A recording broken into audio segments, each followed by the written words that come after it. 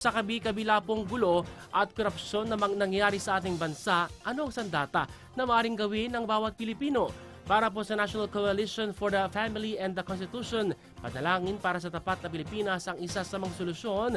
Kaya naman isang interfaith prayer po and gathering ang nangyari ngayong Oktubre kasama ang iba't iba nating Christian organization. Ang balita po, ihahatid ni Austin Gonzaga.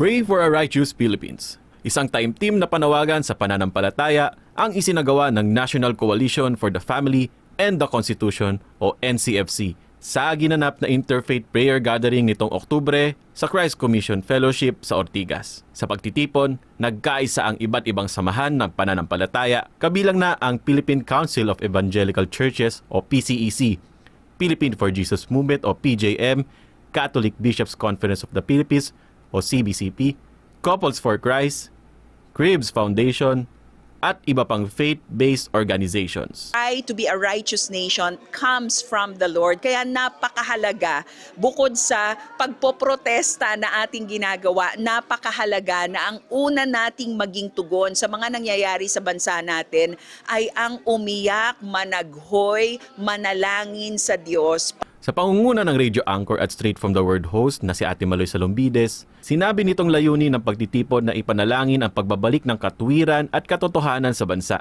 sa gitna ng mga isyong kinaharap nito gaya ng korupsyon. Kabilang sa mga nagsalita si NCFC convener at dating Chief Justice Maria Lourdes Sereno na nagpahayag ng pag-asa na ang panalangin ay magiging daan sa pagkilos ng Diyos hindi lamang sa lipunan kundi maging sa mga institusyon ng hustisya gaya ng Ombudsman at Internal Affairs.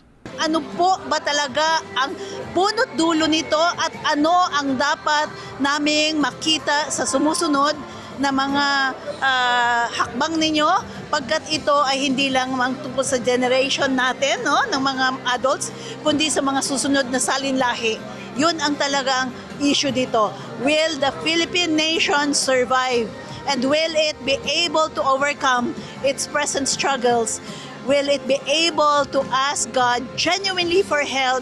And will God see repentance in our nation?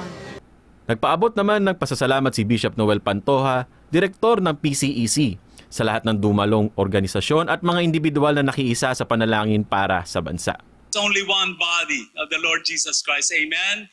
We may be divided by denominations, sects, religions, and different names of our churches, but Jesus Christ will come back again for one bride of Christ.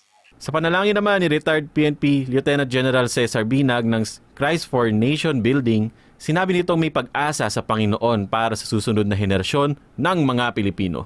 Panalangin na at panawagan din sa ating mga kababayan, no, na kasamang nagsusulong nitong laban sa korupsyon na ating hinaharap ngayon, yung takot sa Diyos. No? Ibalik ang takot sa Diyos. The fear of the Lord is the beginning of wisdom. Pinagdasal din sa pagtitipon ng pagkakaisa ng Body of Christ, kalakasan ng bawat mag-asawa at pamilyang Pilipino, at ang pag-angat ng gobyerno mula sa katiwalian.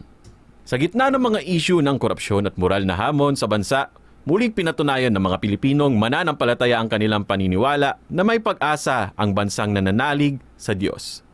Austin Gonzaga, Newslight.